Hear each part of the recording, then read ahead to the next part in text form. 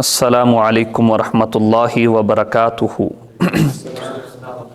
الحمد للہ الواحد الاحد الفرد الصمد الذی لم یلد ولم یولد ولم یکن لہ کفوا احد، والصلاة والسلام علی خیر العباد الذی اخرج العباد من عبادۃ العباد الی رب العباد ومن ضیق الدنیا الی ساعتها ومن جور الادیان الی دین الاسلام۔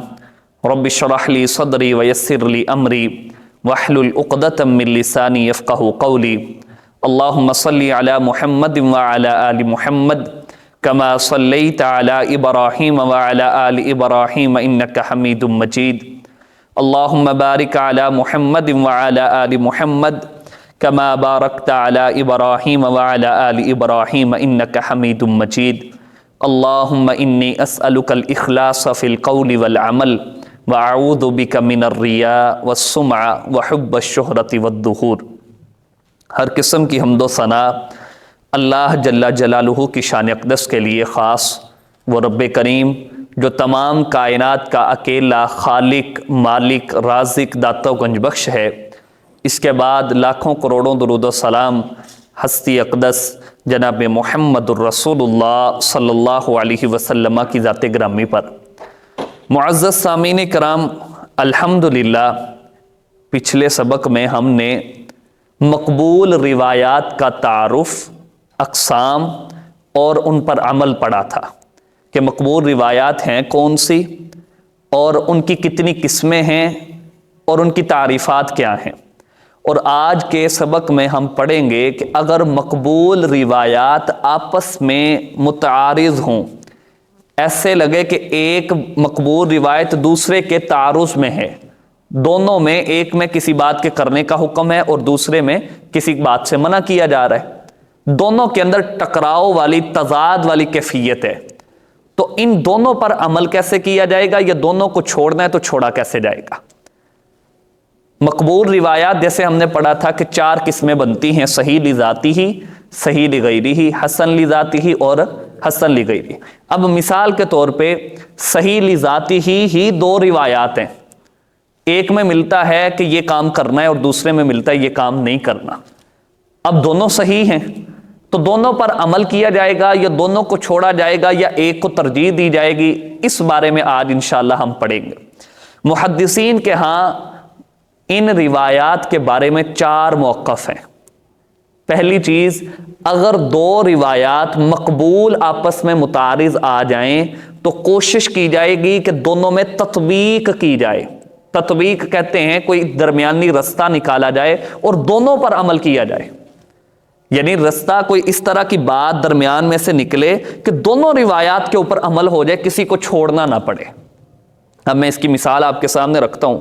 صحیح بخاری کے اندر 1359 نمبر حدیث ہے، سیدنا ابو ہریرہ رضی اللہ تعالیٰ عنہ راوی ہیں۔ آپ صلی اللہ علیہ وسلم نے فرمایا: کل مولود یولد علی الفطرہ فابواہ یہودانہ او ینصرانہ او یمجسانہ، کہ ہر بچہ فطرت اسلام پہ پیدا ہوتا ہے۔ اگر بچپن میں وہ فوت ہو جاتا ہے تو وہ مسلمان ہے، وہ چاہے یہودیوں کا ہے، وہ چاہے عیسائیوں کا ہے، وہ چاہے مشرقین کا ہے، وہ چاہے مسلمانوں کا ہے۔ کوئی بھی بچہ بالغ ہونے سے پہلے اگر وہ فوت ہو گیا ہے تو اس کے اوپر اجماع بھی ہے اور سب کا موقف یہی ہے کہ وہ بچہ مسلمان ہے، وہ چاہے کسی کا بھی ہے۔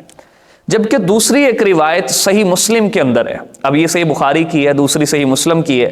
عبداللہ بن مسعود رضی اللہ تعالیٰ عنہ راوی ہیں اور اللہ کے پیغمبر کا فرمان ہے: وَيُؤْمَرُ بِأَرْبَعِ كَلِمَاتٍ بِكَتْبِ رِزْقِهِ وَأَجَلِهِ وَعَمَلِهِ وَشَقِيٍّ أَوْ سَعِيدٍ، کہ جب بچہ ماں کے پیٹ میں 4 ماہ کا ہو جاتا ہے تو اس کے بارے میں اللہ تعالیٰ کی طرف سے ایک فرشتہ مقرر کیا جاتا ہے جو اس کے بارے میں 4 باتیں لکھ دیتا ہے۔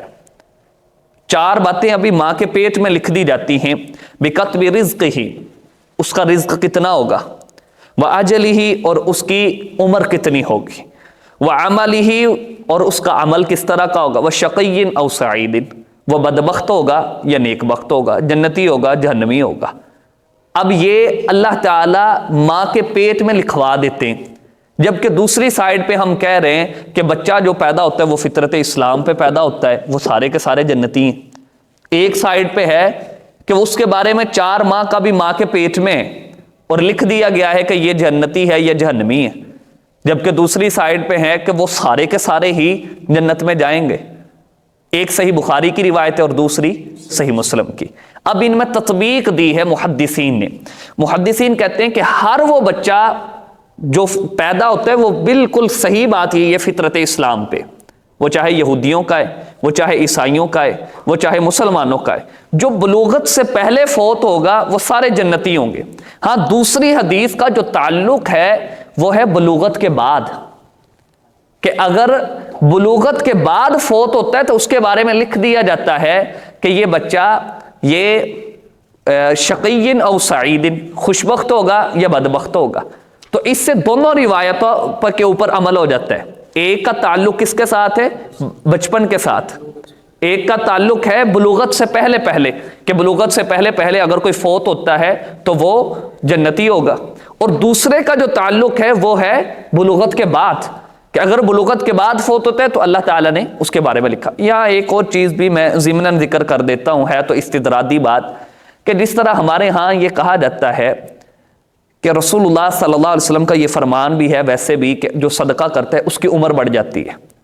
اور آپ صلی اللہ علیہ وسلم کا یہ فرمان بھی ہے من احب ان یبسط له فی رزقہ وان ينسأ له فی اثرہ فلیصل رحمہ.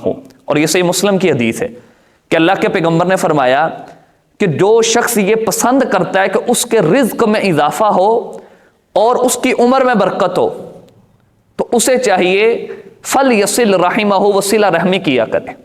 اب ایک سائیڈ پہ حدیث ہے کہ بچہ ماں کے پیٹ میں ہے، 4 ماہ کا ہے، اس کے بارے میں لکھ دیا گیا ہے اس کی عمر کتنی ہوگی، اس نے رزق کتنا کھانا ہے. دوسری سائیڈ میں ہے کہ جو چاہتا ہے کہ رزق میں اضافہ ہو، ایک سائیڈ پہ کہ لکھ دیا گیا کہ کتنا رزق کھانا ہے وہ اتنا ہی کھائے گا. دوسری سائیڈ پہ کہ رزق میں اضافہ چاہتے ہو تو فلیصل رحمہ، صلہ رحمی کرو. تو پہلی بات ٹھیک ہے یا دوسری بات ٹھیک ہے؟ اب یہاں محدثین نے یہ بات ذکر کی ہے کہ جو اس کا تعلق ہے وہ برکت سے ہے، کہ جو شخص یہ پسند کرتا ہے کہ اس کے رزق میں اضافہ ہو، مطلب اس کے رزق میں برکت ہو اللہ کی طرف سے. وہ تھوڑا ہوتا ہے، کئی لوگوں کے پاس تھوڑی آمدن ہوتی ہے لیکن گزارا بڑا اچھا ہو رہا ہوتا ہے. اللہ نے مال کم دیا ہوتا ہے، بچے صحت مند ہوتے ہیں. مال کم دیا ہوتا ہے، والدین کی طرف سے، اولاد کی طرف سے پریشانی نہیں ہوتی. اور کتنے ایسے ہیں کہ مال اتنا زیادہ ہے لیکن خود بھی بیمار ہیں، بچے بھی بیمار ہیں، کہیں اس سائیڈ پہ لگ رہا ہے کبھی اس سائیڈ پہ لگ رہا ہے. تو یہ محدثین نے اس بات میں، اس میں تطبیق یہ دی ہے کہ جو شخص یہ پسند کرتا ہے کہ اس کے رزق میں اضافہ ہو، یعنی کہ اس کے رزق میں برکت ہو، فلیصل رحمہ، اسے چاہیے کہ وہ کیا کرے، صلہ. دونوں کے اوپر عمل ہو رہا ہے. وہ روایت بھی صحیح ہے صحیح مسلم کی، یہ روایت بھی صحیح ہے. اسی طرح جو شخص پسند کرتے ہیں کہ اس کی عمر میں اضافہ ہو، من احب ان یبسط له فی رزقہ وان ينسأ له فی اثرہ، اس کی جو عمر ہے اس کے اندر اضافہ ہو. اس کا مطلب کیا ہے؟ اس کا مطلب بھی یہی ہے کہ اس کے عمر کے اندر برکت ہو. کتنے ایسے لوگ ہیں محدثین میں، امام نووی رحمہ اللہ، انہوں نے صحیح مسلم کی شرح لکھی ہے. عمر کتنی ہے؟ 46 سال کی عمر میں فوت ہو گئے. اتنی سی 46 سال کی عمر ہے لیکن کتابیں اتنی ہیں، آپ ان کی کوئی بھی کتاب اٹھائیں، اتنا مواد اور اتنا علم اللہ نے دیا ہے کہ آج بھی دیکھو ان کا نام برقرار ہے. ریاض الصالحین ان کی کتاب ہے جو عام مشہور ہے، لوگوں کے اندر مشہور ہے. ریاض الصالحین 1900 کے قریب احادیث ہیں اس کے اندر. تو یہ اللہ تعالیٰ ان سے کام ایسا لیتے ہیں کہ ان کا نام باقی رہتا ہے. ان کی عمر کے اندر لگتا ہے ایسے کہ ٹائم تھوڑا گزارا ہے، کام اللہ اتنا بڑا لے لیتے ہیں کہ لوگ کہتے ہیں کہ واقعتاً یار اس نے بڑا کام کیا ہے. تو وَأَن يُنسَأَ لَهُ فِي أَثَرِهِ، جو شخص یہ پسند کرتا ہے کہ اس کے عمر کے اندر برکت ہو، عمر میں اضافہ ہو، تو اسے چاہیے فَلْيَصِلْ رَحِمَهُ، وہ کیا کرے، صلہ رحمی. تو پہلی چیز یہ ہے، اگر کہیں پہ ایسا لگے کہ ایک روایت یہ بھی صحیح ہے، دوسری روایت یہ بھی صحیح ہے، لیکن لگ ایسے رہا ہے کہ دونوں آپس میں متصادم ہیں، تو پھر کیا ہوگا، دونوں میں تطبیق دینے کی کوشش کی جائے گی. دیکھا جائے گا، کوشش کی جائے گی کہ ان دونوں کے اوپر عمل ہو جائے. یہ 1-2 کافی ہے یا 1-2 اور مثالیں دے دیں؟ کافی ہیں. آگے ہے جی دوسری چیز، وہ ہے نسخ. یعنی اگر ایسے پتہ چلے، لگے ہمیں ایسے کہ ایک روایت یہ ہے اس میں کرنے کا حکم ہے، دوسری میں منع کرنے کا حکم ہے، تو ان دونوں میں یا تو پہلی کوشش کی جائے گی تطبیق دی جائے، دونوں پر عمل ہو جائے، اور اگر تطبیق کی کیفیت نہیں بن رہی تو پھر ہے نسخ، ایک کو ناسخ اور دوسری کو منسوخ، یعنی پہلی ہے وہ منسوخ ہو گئی، اب دوسرا حکم چلے گا۔ پہلی جو بات تھی جس میں کرنے کا حکم تھا، دوسری بات ہے کہ نہیں کرنا، تو اب دیکھا جائے گا پہلی جو ہوگی وہ منسوخ ہوگی اور دوسری کیا ہوگی؟ ناسخ، یعنی پہلی کے اوپر عمل چھوڑ دیا جائے گا، دوسری کے اوپر عمل کیا جائے گا۔ اور اس نسخ کو پہچاننے کے بھی کئی طریقے، ہر بندہ اٹھے اور وہ کہے جی یہ پہلا حکم ہے یہ بعد والا، ایسا نہیں ہے۔ اس کو دیکھا جائے گا کہ رسول اللہ صلی اللہ علیہ وسلم صحابہ کا عمل کیا ہے۔ سب سے پہلے نسخ کو پہچاننے کا جو طریقہ ہے وہ یہی ہے کہ اللہ کے پیغمبر خود ذکر کر دیں کہ یہ میں نے پہلے یہ حکم دیا تھا، اب یہ حکم ہے، جس کی میں چند مثالیں آپ کے سامنے ذکر کرتا ہوں۔ صحیح مسلم کی حدیث ہے، رسول اللہ صلی اللہ علیہ وسلم نے فرمایا کنت نہیتکم عن زیارات القبور فزوروہا، اے میرے صحابہ پہلے تمہیں میں نے منع کیا تھا کہ تم نے قبروں کی زیارت نہیں کیا کرنی، اب میں نے تمہیں حکم دے دیا ہے فزوروہا، اب تم قبروں کی زیارت کرو۔ اب اللہ کے پیغمبر پہلے حکم بھی خود دیا تھا، کنت نہیتکم، منع میں نے خود کیا تھا، اب میں خود ہی اجازت دے رہا ہوں، تو پتہ چلا پہلا حکم منسوخ ہے، دوسرا حکم کیا ہے؟ ناسخ۔ پہلے کے اوپر عمل نہیں ہوگا، دوسرے کے اوپر عمل نہیں ہوگا۔ تو جو روایات اس طرح کی ملیں کہ ہمیں لگے کہ یار پہلی میں تو حکم ہے، اب اسی طرح کی دوسری صحیح روایت ہے، پہلی بھی صحیح ہے دوسری بھی صحیح ہے، تو عمل کس طرح ہوگا؟ پہلے تطبیق، دوسری بات کیا ہے؟ نسخ۔ اب اس کی ایک اور مثال دیکھیں، یہ بھی صحیح مسلم کی حدیث ہے، رسول اللہ صلی اللہ علیہ وسلم نے فرمایا وَنَهَيْتُكُمْ عَنْ لُحُومِ الْأَضَاحِي فَوْقَ ثَلَاثٍ فَأَمْسِكُوا مَا بَدَا لَكُمْ۔ جب اللہ کے پیغمبر کے صحابہ یہ مکہ سے ہجرت کر کے مدینہ آئے ہیں تو رسول اللہ صلی اللہ علیہ وسلم نے منع کر دیا تھا کہ 3 دن سے زیادہ کوئی قربانی کا گوشت اپنے پاس نہیں رکھ سکتا، یہ اللہ کے پیغمبر نے منع کر دیا۔ اور یہ بھی صحیح مسلم کی حدیث ہے کہ اللہ کے پیغمبر خود کہتے ہیں کہ میں نے تمہیں منع کیا تھا کہ 3 دن سے زیادہ قربانی کا گوشت کوئی بھی اپنے گھر میں نہیں رکھ سکتا۔ اب صحابہ اسی کے اوپر عمل پیرا تھے، جب قربانی کرتے تو 3 دن کے اندر اندر جو پکانا ہوتا وہ پکاتے بھی، جو بچ جاتا اس کو اللہ کے راستے میں صدقہ کر دیتے۔ اور اس کی وجہ بھی سمجھ آتی ہے کہ صحابہ مہاجر جو ہے وہ اپنا سب کچھ چھوڑ کے آئے، اور مدینہ کے اندر انصاری ہیں وہ کتنے لوگوں تک، اور مواخات جو آپ صلی اللہ علیہ وسلم نے بھائی چارہ کروایا ہے، تو اس سے ان کے درمیان الفت، محبت کا رشتہ پیدا ہوگا۔ اگر کسی نے قربانی کی ہے تو وہ پائیا 1.5 پا جو ہے وہ لوگوں کو تقسیم کرے اور باقی سارا جو ہے وہ اپنے پاس رکھے، وہ تو چلائے گا سال بھر جس طرح بھی چلائے گا، وہ باقی جو ہیں ان کو کچھ بھی نہیں مل رہا۔ تو اب اللہ کے پیغمبر نے یہ کیا کہ میں نے تمہیں منع کر دیا ہے کہ تم نے یہ نہیں کرنا۔ اب وہ سارے جس کے پاس بھی ہوتا وہ دوسروں تک پہنچاتا، اس طرح سال میں 1 بار تو کم از کم ہر کسی کو کھانے کو ملتا یہ گوشت بکرے کا یا جو بھی ہے۔ تو اللہ تعالیٰ کے پیغمبر نے فرمایا كُنْتُ وَنَهَيْتُكُمْ عَنْ لُحُومِ الْأَضَاحِي فَوْقَ ثَلَاثٍ، میں نے تمہیں منع کیا تھا کہ 3 دن سے زیادہ آپ نے یہ گوشت نہیں رکھنا۔ اب کیا ہے؟ فَأَمْسِكُوا مَا بَدَا لَكُمْ، اب جتنی دیر تم چاہتے ہو اس کو رکھو، صدقہ بھی کرو اور اس کو رکھو بھی، تصدقوا وتدخروا، آپ اس کو صدقہ بھی کر سکتے ہیں اور اس کو ذخیرہ بھی کر سکتے ہیں، آپ چاہیں اگلے سال تک کے لیے ذخیرہ کر لیں، کوئی حرج نہیں، صدقہ بھی کریں، اس میں سے گھر میں خود بھی پکائیں اور اس میں سے کیا کریں وہ ذخیرہ بھی کر سکتے ہیں، اب کوئی حرج نہیں۔ تو پہلا حکم وہ بھی صحیح ہے، دوسرا بھی صحیح ہے، لیکن پہلے پہ عمل نہیں ہے۔ اب اس پہ عمل نہیں ہوگا کہ آپ 3 دن تک صرف گوشت رکھیں، اب عمل دوسرے کے اوپر ہے، آپ اس طرح رکھ سکتے۔ اسی طرح رسول اللہ صلی اللہ علیہ وسلم نے فرمایا، یہ بھی صحیح مسلم کی حدیث ہے، وَنَهَيْتُكُمْ عَنِ النَّبِيذِ إِلَّا فِي سِقَاءٍ فَاشْرَبُوا فِي الْأَسْقِيَةِ كُلِّهَا وَلَا تَشْرَبُوا مُسْكِرًا۔ پہل یہ تھا، یہ ہم سب لوگ جانتے ہیں کہ اللہ کے پیغمبر نبیذ پیا کرتے تھے، اور نبیذ کیا ہے کہ کھجوروں کو بھگو کے رکھ دیا جاتا، اور صبح کے وقت اگر رات کو بھگوئی ہیں تو صبح کے وقت اللہ کے پیغمبر اس پانی کو الحمدللہ علی کل حال یہدیکم اللہ ویصلح بالکم، تو صبح کے ٹائم پہ اللہ کے پیغمبر اس کو پیا کرتے تھے، اور اگر صبح کو بھگوئی ہیں پانی کے اندر تو شام کو پیا کرتے تھے، اسے نبیذ کہتے ہیں۔ تو اللہ کے پیغمبر نے کچھ برتنوں کے اندر نبیذ بنانے سے منع کیا تھا، جس طرح تارکول کا برتن بنایا جاتا ہے، اس کے اندر کدو کا برتن ہے، اس کے اندر، تو ان چیزوں ان کے اندر منع کیا تھا، اور وجہ یہ تھی کہ ان کے اندر تھوڑا سا نشہ پیدا ہو جاتا تھا، مسلمانوں کو پتہ نہیں چلتا تھا۔ اب ہم نے اپنی طرف سے نبیذ بنائی ہے، لیکن یہ برتن ایسے تھے کہ جن کے اندر ہوا نہیں داخل ہو سکتی تھی۔ اب کدو کو اگر درمیان میں سے کاٹ لیا جائے، درمیان اندر سے خالی کر لیا جائے، اور اوپر اس کے لیے دینے کے لیے ڈھکن بھی ہو، اس میں جو چیز بھی آپ ڈالیں گے اوپر ڈھکن دیں گے، ہوا کہاں سے داخل ہوگی؟ اسی طرح تار کول جسے ہم لک کہتے ہیں، جس سے یہ بنتی ہیں، دوسری سڑک بنتی ہے، اب اس کو کسی برتن کے ارد گرد آپ لگا دیں اور اس کے اندر کوئی چیز ڈال کے اوپر اس کے کوئی ڈھکن سے ڈھانپ دیں تو اس کے اندر بھی ہوا داخل نہیں ہوگی۔ تو اب ان کے اندر جب ہوا داخل نہیں ہوگی تو ظاہری بات ہے بہت جلدی ان کے اندر نشہ پیدا ہو جائے گا۔ تو اللہ کے پیغمبر نے پہل یہ حکم دیا کہ تم نے ان چیزوں کے اندر، ان برتنوں کے اندر نبیذ نہیں بنانی۔ اب یہ پہلے یہ حکم دیا۔ اب دوسرا حکم اللہ کے پیغمبر نے فرمایا فَاشْرَبُوا فِي الْأَسْقِيَةِ كُلِّهَا۔ اب یہ حکم ہے کہ آپ ہر قسم کے برتن کے اندر نبیذ بنا سکتے ہیں، ہاں ایک چیز کا خیال رکھنا ہے، وَلَا تَشْرَبُوا مُسْكِرًا، کہ آپ نے نشہ آور چیز کوئی نہیں پینی۔ اب جو پہلا حکم تھا کہ فلاں برتن میں نبیذ نہیں بنا سکتے، اب یہ حکم منسوخ ہو گیا۔ آپ ہر برتن میں بنا سکتے ہیں، لیکن یہ یاد رکھنا ہے کہ ہم نے کبھی بھی وہ چیز نہیں پینی جس کے اندر کیا ہو، نشہ ہو۔ تو اس سے پتہ چلتا ہے کہ روایات دونوں ٹھیک ہے۔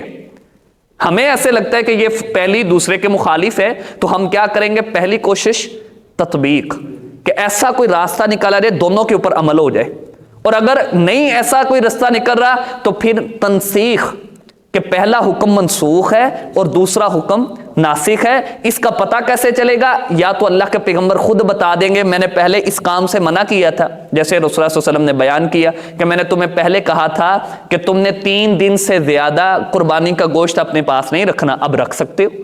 تو اللہ کے پیغمبر نے خود ہی بتا دیا کہ پہلا حکم وہ منسوخ ہے، دوسرا حکم کیا ہے؟ ناسخ ہے، تو دوسرے کے اوپر آپ عمل کر سکتے۔ اسی طرح اس روایت کے اندر دوسری چیز کہ جس سے پتا چلتا ہے کہ یہ اب پہلی روایت پہ عمل نہیں ہوگا، اب دوسری روایت پہ عمل ہوگا، جس سے پتا چل جاتا ہے کہ یہ منسوخ ہے، یہ ناسخ ہے، وہ ہے کہ صحابی بتا دیں کہ اللہ کے پیغمبر کا پہلا عمل یہ تھا، دوسرا عمل یہ ہے۔ اب صحابہ جب بتائیں گے تو ظاہری بات ہے انہوں نے ججمنٹ کی ہے، آپ صلی اللہ علیہ وسلم کو دیکھا ہے، تو پہلا حکم یہ تھا، دوسرا حکم یہ ہے۔ صحابی کسی بات کے بارے میں بتاتے ہیں تو اس کا مطلب پہلا منسوخ ہو گیا اور دوسرا کیا ہے؟ ناسخ ہے۔ اس کی بھی ایک مثال صحیح مسلم کے اندر 789 نمبر حدیث ہے، سیدہ عائشہ رضی اللہ تعالیٰ عنہ بیان کرتی ہیں اللہ کے پیغمبر نے فرمایا توضؤوا مما مست النار، کہ اگر کوئی ایسی چیز آپ نے کھائی ہے جو کہ آگ کے اوپر پکی تھی، مثال کے طور پہ گوشت ہے، اسی طرح کوئی بھی ہنڈیا ہے جو آپ نے آگ کے اوپر پکائی کوئی چیز کھائی ہے، تو اس کے بعد آپ دوبارہ وضو کریں گے۔ اگر آپ نے وضو کیا ہوا ہے، آپ نے ہنڈیا میں آگ کے اوپر پکی ہوئی کسی بھی چیز کو کھایا ہے تو دوبارہ وضو کرنا پڑے گا، یعنی اس سے وضو ٹوٹ گیا آپ کا۔ اب پہلے حکم یہ تھا، لیکن صحابی بیان کرتے ہیں، اور یہ سیدنا جابر رضی اللہ تعالیٰ عنہ ہیں، جامع ترمذی کی یہ روایت ہے، کہتے ہیں کہ ہم رسول اللہ صلی اللہ علیہ وسلم کے ساتھ تھے، ایک انصاری عورت کے گھر میں گئے تو انہوں نے اللہ کے پیغمبر کے لیے بکری کو ذبح کیا اور اس کے گوشت کو بھونا۔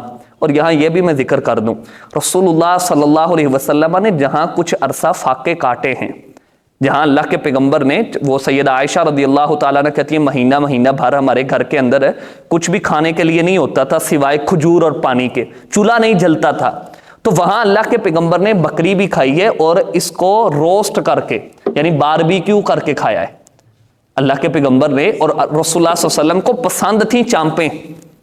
اسی طرح جو اگلی والی 2 ٹانگیں ہوتی ہیں جن کو ہاتھ مانا جاتا ہے بکرے کی، یہ آپ صلی اللہ علیہ وسلم کو بڑی پسند تھی، تو یہ بھی کھانا چاہیے۔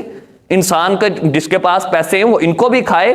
یہ فالتو کا اپنے اوپر جو ہے نا وہ سادگی کا لیبل لگا کے رہنا کہ بس جی ہم تو کدو کے ساتھ ہی کھانا کھائیں گے، اللہ کے پیغمبر نے انہی کے ساتھ کھایا ہے، یا ہم فلاں چیز نہیں کھائیں گے وہ رسول اللہ صلی اللہ علیہ وسلم کے زمانے میں نہیں تھی، یہ درست نہیں ہے، یہ فالتو کی چیزیں۔ اللہ کے پیغمبر نے روسٹ کی ہوئی بھنی ہوئی بکری بھی کھائی ہے، اور رسول اللہ صلی اللہ علیہ وسلم کو کچھ چیزیں ناپسند بھی تھیں، صحابہ نے کھائی ہیں۔ سیدنا خالد بن ولید رضی اللہ تعالیٰ عنہ، یہ ایک دفعہ آپ صلی اللہ علیہ وسلم کے ساتھ دسترخوان پہ موجود ہے، اور یہ جو سانڈا ہوتا ہے اس کو لایا گیا رسول اللہ صلی اللہ علیہ وسلم کے پاس، اللہ کے پیغمبر نے ناپسند کیا، لیکن انہی کے پاس بیٹھے ہوئے سیدنا خالد بن ولید اس کو کھا رہے ہیں۔ تو کھانے پینے میں یا ان چیزوں کے اندر کہ ہم یہ احترام ضروری ہے، ٹھیک ہے، آپ اس وجہ سے اگر کدو کو پسند کر رہے ہیں کہ رسول اللہ صلی اللہ علیہ وسلم نے کھایا ہے اور اللہ کے پیغمبر کی پسند ہے، بالکل بہت اچھی بات ہے، لیکن اس کے علاوہ کوئی دوسرا بندہ کھا رہا ہے بکری کو، یا اس طرح ان کے اوپر بات کرنا کہ بھائی یہ تو نہیں کرنا چاہیے، یہ تو فضول خرچی ہے، یہ بھی بات درست نہیں ہے، فالتو کی افراط و تفریط سے بچنا چاہیے۔ بہرحال اس روایت کی طرف واپس آتے ہیں۔ انصاری صحابیہ، انصاری عورت کے پاس اللہ کے پیغمبر ان کے گھر میں گئے، انہوں نے بکری ذبح کی اور ذبح کر کے رسول اللہ صلی اللہ علیہ وسلم کے سامنے پیش کی۔ اللہ کے پیغمبر نے اس کو کھایا، بلکہ سیدنا انس رضی اللہ تعالیٰ عنہ اور باقی صحابہ بیان کرتے ہیں کہ ہم بھیجتے ہی آپ صلی اللہ علیہ وسلم کو ران ہوتے تھے کہ اللہ کے پیغمبر اس کو پسند کرتے، اور کئی مرتبہ حدیث کے الفاظ ہیں اللہ کے پیغمبر چھری سے کاٹ کاٹ کے اس کو کھا رہے ہوتے تھے۔ اس کا کیا مطلب ہے کہ وہ ادھ پکی ہوتی تھی، اس کو اس طرح جس طرح ہمارے ہاں تیل میں بالکل فرائی کیا جاتا ہے یہ نہیں تھا، اس کو کوئلوں پر جس طرح پکایا جاتا ہے باربیکیو، اس طرح کی ہوتی تھی، اور اللہ کے پیغمبر نوچ کر کے اس کو کھا رہے ہوتے تھے، کھینچ کر کے کھا رہے ہوتے تھے، یہ بھی حدیث سے ملتا ہے۔ بہرحال رسول اللہ صلی اللہ علیہ وسلم نے وہاں بکری کا گوشت کھایا، اور کھانے کے بعد پھر کھجوریں تناول کی کچھ نہ کچھ، اس کے بعد وضو کیا، اور پھر صحابی بیان کرتے ہیں کہ اللہ کے پیغمبر نے دوبارہ کہا کہ یار وہ گوشت بچا ہوا پڑا ہے تو وہ لے آؤ، اور وہ صحابیہ پھر لے کر کے آئیں، اور رسول اللہ صلی اللہ علیہ وسلم نے وہ گوشت کھایا اور ویسے ہی جا کر کے جماعت کروائی، دوبارہ وضو نہیں کیا۔ حالانکہ پچھلی روایت میں کیا ہے، وہ بھی صحیح حدیث ہے، سیدہ عائشہ بیان کرتی ہیں توضؤوا مما مست النار، کہ جس چیز کو آگ کے اوپر پکا کر کے آپ نے کھایا اس کے بعد دوبارہ وضو کرو، لیکن یہاں اللہ کے پیغمبر نے دوبارہ اسی بکری کا گوشت کھایا ہے، ویسے ہی جا کر کے جماعت کروائیے، دوبارہ وضو نہیں کیا۔ تو یہ چیز ثابت کرتی ہے کہ پہلا جو حکم ہے وہ منسوخ ہو گیا، اور صحابہ انہوں نے بیان کیا، صحابہ نے، کہ اللہ کے پیغمبر سے جو دوسری بات ثابت ہے وہ یہی ہے کہ اللہ کے پیغمبر نے دوسری دفعہ وضو نہیں کیا جو چیز اس کے اوپر پکی ہوئی۔ یہ دوسرا طریقہ ہے نسخ کو پہچاننے کا۔ پہلا طریقہ کہ اللہ کا پیغمبر خود وضاحت کر دے کہ میں نے یہ حکم دیا تھا اب یہ حکم ہے، دوسرا طریقہ صحابہ وضاحت کر دے کہ پہلے یہ حکم تھا اب یہ حکم ہے، تیسری بات کہ جس سے کے ذریعے سے پہچانا جاتا ہے کہ یہ پہلا حکم منسوخ ہو گیا ہے اور دوسرا حکم کیا ہے، وہ ناسخ ہے، اور دوسرے کے اوپر عمل ہوگا، پہلے کے اوپر عمل نہیں ہوگا۔ وہ ہے تاریخ کے ذریعے اگر کسی بات کا پتہ چل جائے کہ یہ پہلے کی کام ہے آپ صلی اللہ علیہ وسلم کا، یہ پہلے کا کام ہے، اور یہ بعد والا آپ صلی اللہ علیہ وسلم کا کام ہے، پہلے اللہ کے پیغمبر کا یہ عمل تھا اب اللہ کے پیغمبر کا یہ عمل ہے، تو اس سے تاریخ سے پتہ چل جائے کہ یہ بات وہ پہلے کی ہے اور یہ بات اللہ کے پیغمبر کے آخری عمر کی ہے۔ اگر اس سے بھی پتہ چل جائے تو پھر دوسرا حکم ناسخ ہوگا اور پہلا کیا ہوگا، منسوخ۔ جس طرح کہ یہ سنن نبی داود کی 2369 نمبر حدیث ہے، اللہ کے پیغمبر کا فرمان افطر الحاجم والمحجوم، جو بندہ سینگی لگاتا ہے اور جو بندہ سینگی لگواتا ہے ان دونوں کا روزہ افطار ہو گیا۔ یعنی اگر کسی نے روزہ رکھا ہوا ہے وہ سینگی لگوا رہا ہے، اور دوسرا بندہ اس نے بھی روزہ رکھا ہے اور وہ سینگی لگا رہا ہے کسی کو، حجامہ جسے ہم کہتے ہیں، تو ان دونوں کا روزہ افطار ہو گیا۔ اب یہ بات سمجھ بھی آتی ہے اس دور کے حساب سے، اس دور کے میں جو سینگی لگائی جاتی تھی لوگ منہ سے خون کو کھینچتے تھے، کسی چیز کے ذریعے سے منہ سے کھینچا جاتا تھا، تو وہ منہ کے اندر بھی اس کے ذرات اور اسی طرح قطرے جا سکتے ہیں خون کے، تو اس وجہ سے اللہ کے پیغمبر نے فرمایا کہ افطر الحاجم والمحجوم، جس نے سینگی لگائی اس نے بھی روزہ افطار کر دیا اور جس نے سینگی لگوائی اس نے بھی روزہ افطار کر دی۔ اب دوسری حدیث ہے وہ صحیح بخاری کی ہے، اور عبداللہ بن عباس رضی اللہ تعالیٰ عنہ اس کو بیان کرتے ہیں احتجم النبی صلی اللہ علیہ وسلم وہو صائم، اللہ کے پیغمبر نے خود سینگی لگوائی اور آپ روزے دار تھے۔ ایک سائیڈ پہ اللہ کے پیغمبر کا فرمان ہے کہ جس نے روزے کی حالت میں حجامہ کروایا اس کا روزہ افطار ہو گیا، دوسری سائیڈ پہ اللہ کے پیغمبر کا اپنا عمل ہے، اور صحیح بخاری کی حدیث ہے، پہلی بھی صحیح ہے سنن نبی داود کی ہے لیکن صحیح روایت ہے، دوسری بھی صحیح ہے اور وہ صحیح بخاری کے اندر ہے کہ اللہ کے پیغمبر نے خود سینگی لگوائی اور آپ کس حالت میں تھے، روزے کی حالت میں تھے۔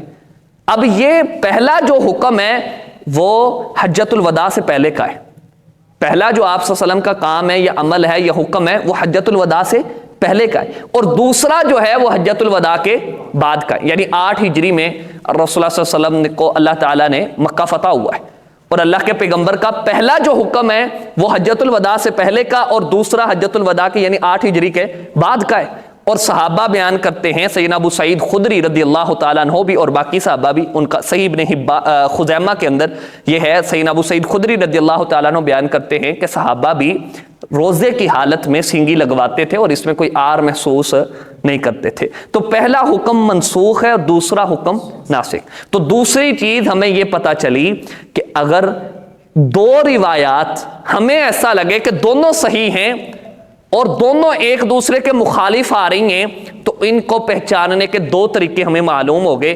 ایک تو یا تو ہم کوشش کریں گے کہ تطبیق ہو جائے، دونوں کے اوپر عمل ہو جائے، جس طرح میں ان کی مثالیں دے چکا ہوں۔ دوسرا ہم کوشش کریں گے کہ پتہ چل جائے کہ پہلی کون سی ہے، دوسری کون سی ہے، ناسخ کون سی ہے، منسوخ کون سی ہے۔ تو جو منسوخ ہے اس کو چھوڑ دیا جائے گا، جو ناسخ ہے اس کے اوپر عمل کیا جائے گا۔ اب تیسری چیز کہ جس کے ذریعے اگر ہمیں لگے کہ یہ دو روایات آپس میں متعارض ہیں تو ان پر عمل کیسے کیا جائے گا، وہ ہے ترجیح۔ تیسرا عمل کیا ہے؟ ترجیح۔ پہلا تطبیق، دوسرا نسخ تنسیخ۔ وہ تو نسخ کو پہچاننے کے طریقے ہیں تین، اللہ کے پیغمبر خود بیان کر دیں تو وہ نسخ پہچانا جائے گا، یا صحابی بیان کر دے وہ نسخ پہچانا جائے گا، یا تاریخ کے ذریعے پتہ چلے وہ نسخ پہچانا جائے گا۔ آگے جو تیسرا طریقہ ہے وہ دو متعارض روایات کے بارے میں، کہ دو متعارض روایات ہیں۔ اب تیسرا طریقہ ہے ترجیح کا، کہ ہمیں اگر ایسا لگتا ہے کہ یہ روایت یہ اس کے اندر کسی کام کے کرنے کا حکم ہے، دوسری روایت میں کسی کام سے منع کیا گیا ہے، اب ان دونوں میں سے نہ تطبیق ہو رہی ہے نہ نسخ کا پتہ چل رہا ہے، تو پھر ترجیح دیں گے کہ اس روایت کو ترجیح ہے، اس کے اوپر عمل ہوگا، دوسری روایت کے اوپر عمل نہیں ہوگا۔ اس ترجیح کو پہچاننے کے بھی کئی طریقے ہیں، اس ترجیح کو پہچاننے کے بھی کئی طریقے، میں ایک دو طریقے آپ کے سامنے ذکر کرتا ہوں۔ ایک روایت ہے، اس کو احفظ یعنی بہت ہی زیادہ حافظے والے راوی جو ہے وہ روایت کرتے ہیں، ثقہ روایت کرتے ہیں، اور ایک سائیڈ پہ ایک جماعت ہے راویوں کی جو روایت کرتی ہے، جبکہ دوسری سائیڈ پہ چند لوگ ہیں، ایک ساتھی ہے جو روایت کرتا ہے۔ تو اس میں ترجیح کس کو حاصل ہوگی؟ جماعت کو۔ بات سمجھ آ رہی؟ میں نے اس دن بھی یہ مثال دی تھی کہ اگر ایک استاد سے 17 طالب علم پڑھتے ہیں اور ان میں سے 15 طالب علم یا 16 طالب علم یہ بیان کرتے ہیں کہ ہمارے استاد نے یہ چیز ہمیں بتائی، جبکہ 17واں طالب علم وہ بھی ان کے جیسا ہی ہے، اس کا بھی حافظہ بھی ٹھیک ہے، عادل ہے، لیکن وہ بیان کر رہا ہے کہ ہمارے استاد نے اس میں یہ اضافہ کیا تھا۔ اب وہ 15-16 ایک سائیڈ پہ، تو پتہ چلے گا کہ ترجیح کس کو دی جا رہی ہے؟ جو ایک سائیڈ پہ جماعت والے اوسق ہیں، جو ثقات ہیں، ان کی روایت کو ترجیح دی جائے گی۔ جس طرح اکثر صحابہ جو ہے وہ اکثر راوی وہ بیان کرتے ہیں کہ رسول اللہ صلی اللہ علیہ وسلم نے جو نماز ہے وہ اول وقت میں اکثر ادا کی ہے، ہاں آخری وقت میں بھی ادا کی ہے اللہ کے پیغمبر نے، لیکن زیادہ معمول کس کا ہے؟ اول وقت کا۔ تو اب ترجیح کس کو ہوگی؟ اول وقت کو، کہ اول وقت میں نماز پڑھی جائے، یہ زیادہ بہتر ہے۔ اور اسی طرح دوسری روایات بھی ہیں جو یہ بیان کرتی ہیں کہ نماز کو اول وقت میں ادا کرنا یہ زیادہ بہتر ہے، اور دوسری روایات بھی ہیں جن میں آپ صلی اللہ علیہ وسلم نے آخری وقت میں نماز ادا کی ہے۔ تو ہم کہیں گے بھائی ترجیح اس میں ہے، راجح بات یہ ہے کہ آپ اول وقت میں ادا کریں۔ ہاں اگر کبھی رہ جاتی ہے، کبھی انسان مصروف ہے، تو کم از کم اس وقت کے اندر اندر رہتے ہوئے آخری وقت میں بھی ادا کر سکتا ہے۔ یہ ترجیح کو پہچاننے کا ایک طریقہ ہے کہ انسان راویوں کو دیکھے، احفظ اور اضبط جو راوی ہیں ان کی روایت کو قابل قبول، ان کو ترجیح دے، اور جبکہ دوسری جو روایات ہیں ان کو ترجیح نہ دے۔ دوسرا جو طریقہ ہے وہ ہے کہ اگر کسی کے ساتھ ایک واقعہ پیش آیا ہے تو اس واقعے والے انسان کی بات کو قبول کیا جائے گا، دوسرے بندے کی بات کو قبول نہیں کیا جائے گا۔ بات سمجھ آئی یا نہیں؟ نہیں۔ اب یہ دیکھیں، ایک شخص ہے، اس کے ساتھ ایکسیڈنٹ ہوا ہے، اب اس کا ایکسیڈنٹ بیان کرنے کا جو انداز اور بیان ہے، اس کا بیان زیادہ معتبر ہوگا یا پاس کھڑے ہوئے لوگوں کا بیان زیادہ معتبر ہوگا؟ اس کا اپنا معتبر ہوگا نا، کہ بھائی میں کیسا تھا، میں کس حال میں تھا، میں ٹکرایا ہوں یا میرے ساتھ کوئی ٹکرایا ہے۔ ممکن ہے کہ جو بعد والا آیا اس نے آ کے دیکھا ہو، اس کے چوٹیں لگی ہوں، اور ظاہری بات ہے کہ ہم جس کو دیکھتے ہیں کہ جس کے ساتھ یہ حادثہ پیش آ جائے، احساس بندے کا وہ اس کی طرف زیادہ جاتا ہے، رحم دلی جو ہوتی ہے، انسان زیادہ اس کی طرف جو ہے نا دل مائل ہو جاتا ہے۔ اب وہ جو بیان کرے، ممکن ہے کہ وہ اس کی بنیاد پہ اس کا قصور ہی نہ نکالے، حالانکہ جس کا ایکسیڈنٹ ہوا ہے وہ زیادہ جانتا ہے کہ بھئی میرا قصور ہے یا کسی اور کا ہے. تو جس کا واقعہ ہوتا ہے نا، جس کے ساتھ وہ واقعہ پیش آیا ہوتا ہے، وہ اپنے بارے میں زیادہ جانتا ہے. بات سمجھ آ گئی؟ اب جو صاحب قصہ ہوگا، جو روایت کو بیان کر رہا ہوگا، جس نے روایت ڈائریکٹ اللہ کے پیغمبر سے سنی ہوگی، یا جو واقعہ وہ بیان کر رہا ہوگا جس کا پیش آیا ہے، اس کی روایت کو ترجیح دی جائے گی. جس نے دیکھ کر کے دوسری بات بیان کی ہے، اس کی روایت کو ترجیح نہیں دی جائے گی. میں مثال دیتا ہوں، 2 روایات ہیں، دونوں صحیح بخاری کی ہیں، سندن دونوں ٹھیک ہے، سند کے اعتبار سے دونوں ٹھیک ہیں، دونوں صحیح بخاری میں، لیکن ہیں دونوں متعارض. رسول اللہ صلی اللہ علیہ وسلم کے حوالے سے سیدنا عبداللہ بن عباس رضی اللہ تعالیٰ عنہ بیان کرتے ہیں کہ اللہ کے پیغمبر نے شادی کی اور آپ احرام کی حالت میں تھے، اور احرام کی حالت میں شادی کرنے سے منع کیا گیا ہے. رسول اللہ صلی اللہ علیہ وسلم نے منع کیا ہے، نہ شادی کروائے گا نہ شادی کرے گا، خود اللہ کے پیغمبر نے منع فرمایا. اور اسی طرح قرآن مجید میں ہے کہ وہ شکار بھی نہیں کرے گا. اب احرام کی حالت میں شادی کرنے سے تو منع کیا گیا ہے، لیکن صحیح بخاری میں عبداللہ بن عباس رضی اللہ تعالیٰ عنہ کہتے ہیں کہ رسول اللہ صلی اللہ علیہ وسلم نے شادی کی اور اللہ کے پیغمبر کس حالت میں تھے؟ احرام کی حالت میں تھے. جبکہ جن سے شادی ہوئی ہے سیدہ میمونہ رضی اللہ تعالیٰ عنہ، وہ بیان کرتی ہیں کہ اللہ کے پیغمبر نے مجھ سے شادی کی، لیکن اللہ کے پیغمبر احرام کی حالت میں نہیں تھے. اور یہ اپنا واقعہ بیان کری، اور دونوں روایات صحیح بخاری کی.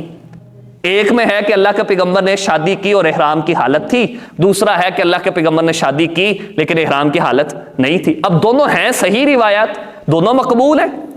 اب ان میں ترجیح کس کو ہوگی؟ جن کی شادی ہوئی ہے، جن کا اپنا قصہ ہے، جن کے بارے میں بیان کیا جا رہا ہے کہ ان کے ساتھ رسول اللہ صلی اللہ علیہ وسلم نے شادی کی اور اللہ کے پیغمبر جو ہیں وہ احرام کی حالت میں نہیں تھے. اب یہ سیدہ میمونہ خود اپنا واقعہ بیان کری. ممکن ہے کہ جب سیدنا عبداللہ بن عباس رضی اللہ تعالیٰ عنہ نے دیکھا ہے تو اس وقت اللہ کے پیغمبر احرام کی حالت میں ہوں، اور ان کو لگے کہ اسی حالت میں شادی کی، اور آپ صلی اللہ علیہ وسلم نے فوراً نکاح ہوتے احرام باندھ لیا ہو، یہ بھی ممکن ہے. اور عبداللہ بن عباس رضی اللہ تعالیٰ عنہ نے دیکھا، صحابہ نے بتایا اللہ کے پیغمبر نے شادی کر لی ہے، تو انہوں نے بیان کر دی. بات ان کی بھی ٹھیک ہو سکتی ہے، لیکن جو صاحب قصہ ہے، جن کے ساتھ یہ معاملہ پیش آیا ہے، ان کی روایت کو کیا کیا جائے گا؟ ترجیح دی جائے گی. اسی طرح سیدنا ابو ہریرہ رضی اللہ تعالیٰ عنہ کی روایت ہے، وہ بیان کرتے ہیں کہ رسول اللہ صلی اللہ علیہ وسلم نے کبھی بھی جو ہے نا وہ جنبی حالت میں روزے کی سحری نہیں کی. جنبی حالت میں روزے کی سحری نہیں کی، بلکہ پہلے غسل کیا جائے گا، پھر وہ سحری کرے گا، اور پھر اس کا روزہ معتبر ہوگا، ورنہ اس کا روزہ معتبر نہیں. سیدنا ابو ہریرہ رضی اللہ تعالیٰ عنہ سے اس طرح کی ایک روایت ہے. جبکہ سیدہ عائشہ رضی اللہ تعالیٰ عنہ وہ خود بیان کرتی ہیں کہ اللہ کے پیغمبر جماع کی وجہ سے جنبی تھے، پھر اللہ کے پیغمبر نے پہلے سحری کی پھر غسل کیا. یہ سیدہ عائشہ رضی اللہ تعالیٰ عنہ بیان کر رہی ہیں کہ اللہ کے پیغمبر جماع کی وجہ سے جنبی تھے، اور اللہ کے پیغمبر نے پہلے سحری کی ہے، اس کے بعد کیا کیا ہے؟ غسل کیا. جبکہ سیدنا ابو ہریرہ رضی اللہ تعالیٰ عنہ دونوں روایات صحیح ہیں. وہ کہہ رہے ہیں کہ اللہ کے پیغمبر نے جو ہے نا وہ منع کیا، اس طرح روزہ نہیں ہوتا. تو اب کس کی روایت کو ترجیح ہوگی؟ جو صاحب قصہ ہیں، جو آپ صلی اللہ علیہ وسلم کے جو ہے نا وہ زندگی کے اندر آپ کے ساتھ زیادہ عرصہ ہے، اور گھریلو معاملات کو زیادہ سیدہ عائشہ جانتی ہیں، تو ان کی روایت کو کیا ہوگی؟ ترجیح ہوگی. تو یہ تیسرا عمل ہے کہ اگر 2 روایات صحیح مقبول روایات ہمیں لگے کہ وہ آپس میں ٹکرا رہی ہیں، ایک روایت میں کچھ اور حکم ہے، دوسری روایت میں کچھ اور حکم ہے، تو یہ تیسرا طریقہ ترجیح کا ہے. پہلا طریقہ تطبیق، کوشش کی جائے گی کہ دونوں کے اوپر عمل ہو جائے، کوئی ایسا راستہ نکالا جائے. دوسرا تنسیخ، کہ نسخ ہو، پہلی روایت منسوخ ہوگی، دوسری روایت کیا ہوگی؟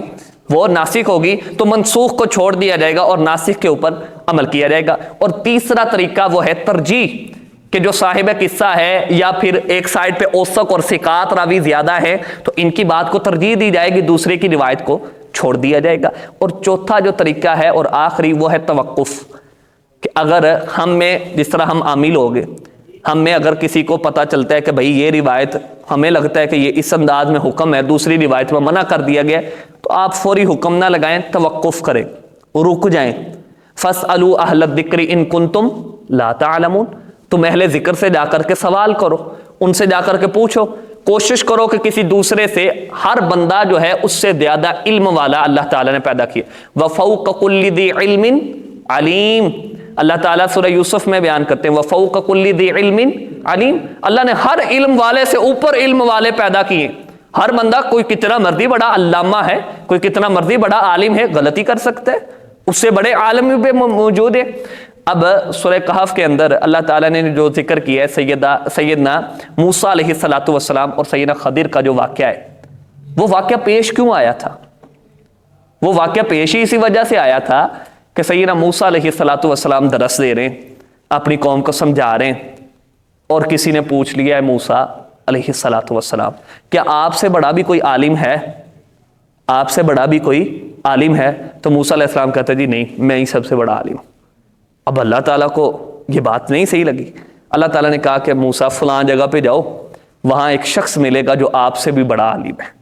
اور واقعتاً وہ عالم تھے سیدنا خضر. اب انہوں نے ساتھ لیا کس کو؟ یوشع بن نون کو. یہ بھی جو ہیں وہ نبی ہیں، یوشع بن نون بھی نبی ہیں. اب دونوں نبیوں کی ڈیوٹی لگائیے، چلو علم حاصل کرو وہاں جا کر کے اس بندے کے پاس. حالانکہ کیا کہا کہ میں ہی سب سے بڑا عالم. بھائی ہم فوق کل ذی علم علیم، ہر علم والے سے اوپر علم والا پڑا ہے. شاید آپ کے ذہن میں وہ بات ہو بھی نہ جو اس کو ذہن میں. اب موسیٰ علیہ السلام کو کہا وہاں جاؤ علم حاصل کرو. اب وہاں جا کر کے، اور اللہ نے یہ انداز، یہ واقعتاً امت محمدیہ کے لیے بڑا اہمیت کا حامل ہے. اللہ تعالیٰ نے دونوں نبیوں کی ڈیوٹی لگائی، وہاں گئے، وہاں ملے سیدنا خضر. اب کہتے رہی ہم نے آپ سے علم حاصل کرنا ہے. وہ استاد ہوتا ہے. سیدنا خضر کہتے ہیں آپ نہیں علم حاصل کر سکتے. قرآن مجید کا جو مفہوم ہے سورہ کہف میں، انہوں نے کہا جو میرے پاس علم ہے نا، آپ نہیں وہ علم حاصل کر سکتے. کہتے نہیں ہم جی کریں گے، علم حاصل کریں گے.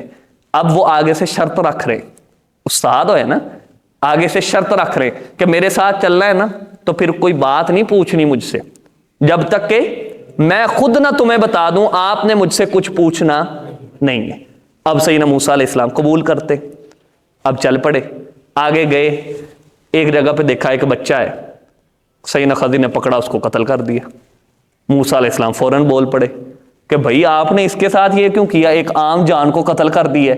انہوں نے کہا میں نے آپ کو کیا کہا تھا کہ کچھ پوچھنا نہیں ہے. آپ نے پھر کہنے لگے جی آپ مجھے اب جو ہے نا وہ معافی دے دیں، میں آئندہ ایسے نہیں کروں گا. آگے چل پڑے، آگے گئے، وہ ایک کشتی پہ سوار ہو گئے. اب کشتی والوں نے لفٹ دی ان کو، یعنی پیسہ بھی کوئی نہیں لیا، اور انہوں نے کہا جی آ جائیں آپ، ہم آپ کو لے کے چلتے ہیں. اب جہاں اترنا تھا اس سے پہلے سیدنا خضر نے ایک پھٹا توڑ دیا، وہ کشتی کو تھوڑا سا عیب والا کر دیا. موسیٰ علیہ السلام پھر بول پڑے کہ بھائی انہوں نے ہمیں کوئی پیسہ بھی نہیں لیا، ہمارے اوپر احسان کیا، ہمیں جو ہے نا وہ راستہ ہمارا سارا جو ہے وہ آسان کر دیا، اور آپ نے کیا کیا، ان کا پھٹا توڑ دیے، اس کو عیب دار کر دیے. انہوں نے کہا استاد آپ نہیں ہیں، استاد میں ہوں، علم میرے پاس ہے. تو اللہ تعالیٰ نے اصل میں سبق سکھانا تھا کن کو؟ سیدنا موسیٰ علیہ السلام کو، کہ آپ نے کیسے کہہ دیا کہ سارا علم میرے پاس ہی ہے. اللہ کے تھوڑے بندے ہیں جن کے پاس اللہ نے علم رکھا ہے. تو وہ جو ہے نا انہوں نے کہا میں نے آپ سے کہا تھا کہ بات نہیں کرنی. تو موسیٰ علیہ السلام نے کہا کہ اب اگر میں یہ بات کروں نا، تہیہ کیا، تو پھر آپ میرے ساتھ اپنے جو راستے میں جدا کر لینا.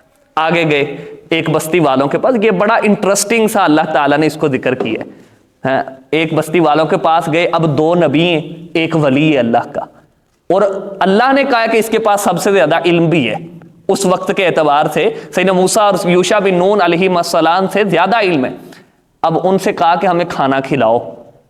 قرآن مجید میں انہوں نے خود مطالبہ کیا کہ ہمیں کھانا کھلاؤ. انہوں نے کہا جی ہم نہیں کھلاتے. اب تھوڑا سا آگے گئے، ایک دیوار گری پڑی ہے. سیدنا خضر نے موسیٰ علیہ السلام کو کہا آؤ اس دیوار کو سیدھا کرتے ہیں. اب اس دیوار کو سیدھا کر رہے ہیں. موسیٰ علیہ السلام کو پھر غصہ آ گیا. بھائی انہوں نے کھانا نہیں کھلایا، ہم نے مانگا نہیں دیا، انہوں نے، ہم مہمان تھے، مہمان نوازی نہیں کی، اور آپ اچھے ہیں بھائی ان کی دیوار کو سیدھا کر رہے ہیں. دیوار ان کی گری پڑی ہے، آپ ان کو سیدھا کر رہے ہیں. انہوں نے کہا بس اب جو ہے ہمارے راستے جدا ہو گئے. اب میں آپ کو بتا دیتا ہوں جس کا علم آپ کے پاس نہیں تھا. تو یہ میں اصل میں آپ کو اور خود کو، میں سب سے پہلے خود کو مخاطب ہوں اور پھر آپ سے بھی، کہ بھائی ہمیں کیا ضرورت پڑی ہے کہ جس چیز کا ہمیں پتہ نہیں ہے ہم اس میں مفتی بن بیٹھے.